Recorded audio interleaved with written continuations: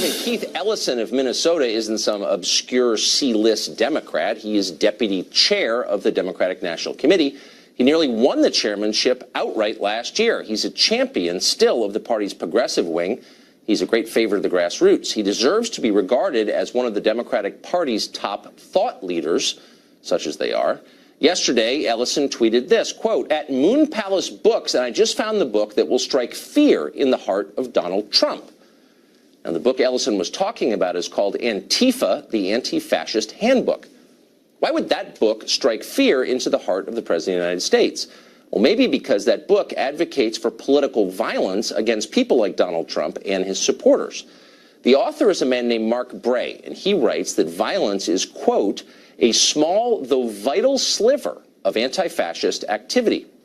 Elsewhere in the text, he approvingly quotes an Antifa activist who says this of his political opponents, quote, "You fight them with fists so you don't have to fight them with knives. You fight them with knives so you don't have to fight them with guns. You fight them with guns so you don't have to fight them with tanks." Well, it's about as explicit a justification for political violence as there is. Bray also in the book, by the way, attacks freedom of speech. He endorses the tactic of silencing those he disagrees with. Now, of course, Bray claims to fight fascism, but he is himself a fascist. Keith Ellison believes Bray's work is admirable. He said so. Now, if you're shocked by this, you haven't followed Ellison's career for very long. He has a long history of saying repugnant things and backing extremist causes. Back in 1989, Ellison wrote that the Constitution existed only for white people. He referred to it as, quote, "their Constitution," calling it, quote, "the best evidence of a white racist conspiracy to subjugate other peoples." That's the Constitution of the United States. Ellison has spoken favorably, meanwhile, of cop killer Assata Shakur. He said he was, quote, "praying that Fidel Castro's communist regime in Cuba would not be forced to extradite her back to the United States." As a law student at the University of Minnesota, Ellison wrote a column calling for the creation of a separate black ethno-state. This is the man who is now second in command of the entire Democratic Party. Now, that ought to bother Republicans and independents. It should terrify Democrats. Most voters don't support cop killing, racial separatism, political violence, abolishing freedom of speech, and they tend to flee from politicians and parties that do support those things. Democrats at this point assume they're going to make major gains in this year's midterm elections purely on the strength of the president's low poll numbers. So at this point, they're happy to ignore haters like Keith Ellison. Ellison opposes Trump, and that's enough for now. But what would happen if Democrats actually did win and got power back in November? Suddenly, Ellison's views would matter a lot. He and people like him would have real control over your life. Are you ready for that? Keith Ellison's personal radicalism fits into another really troubling trend on the left that has massive implications for the country and for you. Last time we talked to journalist Chadwick Moore about how on the left, in the name of fighting racism, it is now common to attack people on the basis of their race. If you want to see racism everywhere, if you're brainwashed to see racism everywhere, or homophobia everywhere, or whatever, then you will. That's the world you will live in. You know, I was having a conversation with a woman not too long ago about this, a young upper-middle-class black woman, and she was talking about how badly she, gets treated on the street here in New York, and I said to her, what if you lived for one day as a white woman and you were treated the exact same way? Monique Presley is a lawyer and a Democratic commentator, and she joins us now. Monique, great to see you. Good to see you. Totally opposed to, I think, I'm 48, I grew up in a country where you had to be, and most people I knew were totally opposed to attacking other people on the basis of their race because you can't control your race, right? You're not responsible for it. You're saying you grew up in a country where most people... That's where I grew up. That everyone said that at school. Most people I knew said they believed that. Maybe they didn't, but you kind of had to say that, and I believed it. I still believe it. Mm-hmm. Now I live in a world where the left still says that, and yet they do it and somehow exempt themselves from the normal rules. So you're racist, but when I attack you on the basis of your race, I'm not racist, I'm virtuous. How does that work? That seems insane to me. I don't know how we end up in this kind of warped world where I end up doing the history lesson of history I know you know. But when you're saying you grew up in a world where people knew it was wrong to attack others on the basis of race, I'm wondering if you were in the United States of America. I was. I was in La Jolla, California. Look, don't rewrite the history that I grew up. I'm not rewriting the history. I'm talking about the history of our country. And you should believe that, and that's a good belief. But if you grew up in the United States of America, then you know that not just just people's belief systems, but codified laws, right? Discriminated against people expressly because of their race. Those are the facts of the country we live in. I'm fully aware of that. Okay. But I'm 48. I'm not 78. That didn't exist where I grew up. I'm just telling you, this is just true. But the point is, I believed it. I still believe it. Why don't you believe it? But we're just a year apart. And if you're saying because you're 48, not 78, are you saying that segregation, which really didn't formally end until we were already born? It's wrong to attack people on the basis of the race. That's all I'm saying. It absolutely is. Okay, then why does the left do it? And so That's if people of color have been attacked because of their race, not for decades, but for generations, I agree. Then it's really reasonable to expect that they would take issue with that and with those who have done it for generations. And I think and that attack that is some them of on the what you're basis seeing. of their race? Now, I mean, I'm missing this. There should never be physical attacks of anyone, and there shouldn't be emotional or verbal attacks of anyone. How about just criticizing people on the basis of their race? You can't control it. It's not a choice that you made.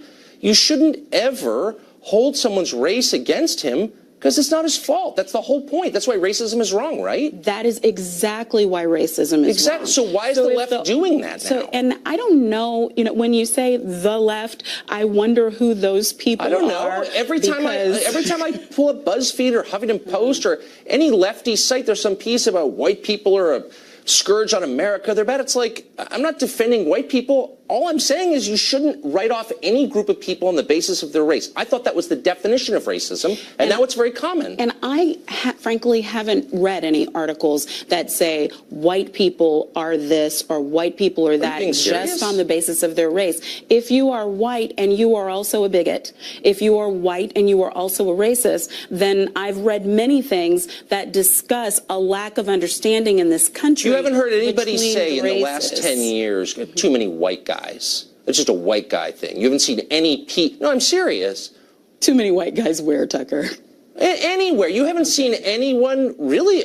So my question to you is, are you living in this country? And that really wouldn't make sense for the past 10 years, since the numbers of white males are decreasing in our country and the numbers of Latinos, African Americans, et cetera, are increasing. So I guess I have heard people talking about that balance and how that can be scary for those who are used to being in power. Don't patronize me. I'm merely making a point that can we agree that it's always wrong, always, no matter who's doing it to whom, to dismiss people, attack them, judge them on the basis of immutable characteristics, racial characteristics, that they can't control, period. Yes. Amen. Absolutely. So then those racial characteristics really are just skin. Remember, race is a construct. It's a legal and social construct in the United States. Then that's kind of the case I'm making, that we agree. Origin are different Then altogether. Why would you ever give preference in hiring or college admissions to someone solely